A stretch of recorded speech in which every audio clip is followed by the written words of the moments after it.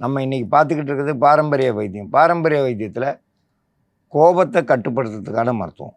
கோபம் குறையணும்னா என்ன செய்யணும்? கொஞ்ச நேரம் அமைதியாக இருக்கணும், தண்ணி கொஞ்சம் குடிக்கணும், இல்லை தனிமையாக போய் இருந்துடணும். அப்போ தான் கோபம் குறையும். ஒருத்தரோட பேசிட்டோம், சண்டை இது வந்துருச்சுன்னா கொஞ்ச நேரம் அமைதியாக இருந்தால் போதும், கோபம் கட்டுப்படும். இப்போ சண்டை வந்ததுமே என்னாகும், ஏதாவது ஒரு தவறு நடந்துடும். ஒரு நிமிஷம் தப்பு செஞ்சால் 15 வருஷம் தண்டனை. ஏன்னா ஒரு நிமிஷம் யோசிக்கிறதுல குறைஞ்சிடுறாங்க, டக்குன்னு எடுத்து ஏதாவது வெட்டிடுறாங்க. அதனால் 15 வருஷம் அவங்களுக்கு சிறை தண்டனை. இந்த கோபத்தை கட்டுப்படுத்தினா வாழ்க்கை முழுவதும் நல்லாயிருக்கும். கோபத்தை கொண்டாடினவன் அப்படியே அழிஞ்சு போவான். கோபத்தை கட்டுப்படுத்தினவன் அதிக நாள் வாழ்வான்.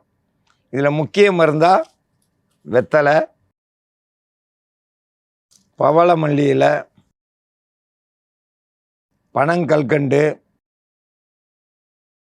நாட்டு மாட்டு பால், சீரகம்,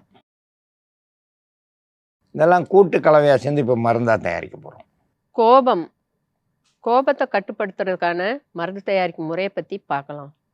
கோபம் அப்படின்றதும் நாம் சாப்பிட்ற உணவுகளில் இருக்கிற அகங்காரம்னா என்ன? உணவு தான் நமக்கு அகங்காரத்தை கொடுக்கறது. அதாவது மாமிச உணவுகள் சாப்பிட்றதும் காய்கறி உணவுகள் சாப்பிட்றவங்களுக்கும் ரொம்பவே வித்தியாசம் இருக்கும். அன்னத்தை குறைச்சா அகங்காரம் குறைஞ்சு போயிடும் அப்படின்னு சொல்லிட்டு நம்ம முன்னோர்கள் பெரியவங்க சொல்லியிருக்கிறாங்க. அப்போ நம்ம உணவுகள் சாப்பிட்றது அதிக காரம், அதிக புளிப்பு, அதிக மாமிச உணவுகள் சாப்பிட்றவங்களுக்கு அதிகமாகவே அகங்காரம் இருக்கும். அதை கட்டுப்படுத்தணுன்னாக்கா நம்ம உணர்வுகளை பொறுமையாக சாந்த குணமாக பழகிக்கிறணும். அதாவது அதிக கோபம் வருதா, அமைதியாக போய் புக்கு படிங்க, அல்லது பூஜை ரூமில் உட்காருங்க, அல்லது அமைதியாக வெளியில் போயிருங்க. ஒருத்தர் மேலே கோபம் வந்துருச்சு அப்படின்னாக்கா எதிரும் புதிருமா பேசிக்கிட்டே இருந்தாக்கா அந்த கோப உணர்வுகள் தூண்டி மேலும் மேலும் நடக்கக்கூடியாத விஷயங்கள்லாம் 5 நிமிஷத்தில் நடந்துடும். பின்னாடி அவங்க தப்பு பண்ணிட்டனே அப்படின்னு சொல்லிட்டு யோசனை பண்ணுறப்போ பண்ணியும் தண்டனை அனுபவிப்பாங்க. அந்த மாதிரிலாம் இருக்கக்கூடாது. உணவுகளை அதிக புளிப்பு, காரம், மாமிச உணவுகள் சாப்பிட்றத கட்டுப்படுத்திக்கங்க. இப்போ மிருகங்களில் பார்த்தாலும் சரி, நம்ம மனிதர்களில் பார்த்தாலும் அந்த உணர்வுகள் இருக்கத்தான் செய்து. அதுக்கும் கோபம் வர்றதுக்கும் நம்ம உணர்வுகளும் ஒரு காரணம். பொறுமையை கையாளணும்.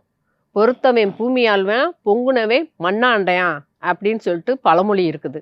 அதனால கோபத்தை கொண்டாடக்கூடாது.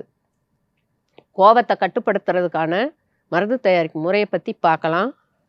சீரகம், வெற்றிலை, பவளமல்லி இலை 3ஐயும் அரைச்சி எடுத்து ஒரு 20 மில்லி அளவு இருந்தால் போதும். நாட்டு மாட்டு பாலோட கலந்துடலாம்.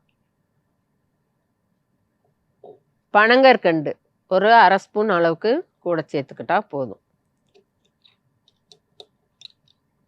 இது ஒரு நாள் விட்டு ஒரு நாள், ஒரு வாரத்துக்கு 9 நாள் அப்படி சாப்பிட்டுட்டீங்கன்னாக்கா உங்களுக்கு அந்த குணம், சாந்த குணம் வந்துடும். கடுகடுன்னு எப்போ பார்த்தாலும் மூஞ்சியில் அப்படியே எள்ளு போட்டால் பொரியும் அப்படின்வாங்க. கோப உணர்வோடையே இருப்பாங்க.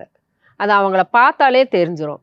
இந்த மருந்து தயார் பண்ணி சாப்பிட்டுட்டீங்கன்னாக்கா படிப்படியாக கோப உணர்வுகள் சாந்த குணமாக ஆயிடுவீங்க. கோபம் குறையிறதுக்கு வெத்தலை, பவளமல்லி, பனங்கல்கண்டு, சீரகம், நாட்டு மாட்டு பால் இதெல்லாம் கூட்டு கலவையாக சேர்ந்து மருந்தாக தயாரிச்சிருக்கோம். இதை அப்படியே குடிச்சிட்டு வந்தோம்னா கோபம் குறைய ஆரம்பிச்சிடும், நல்ல எண்ணங்கள் வர ஆரம்பிச்சிடும். கோபம் குறையிறதுக்கு இது ஒரு சிறந்த மருந்து. இந்த மருந்தை பயன்படுத்தி பயன்பெற வேண்டும் என்று கேட்டுக்கொள்கிறேன்.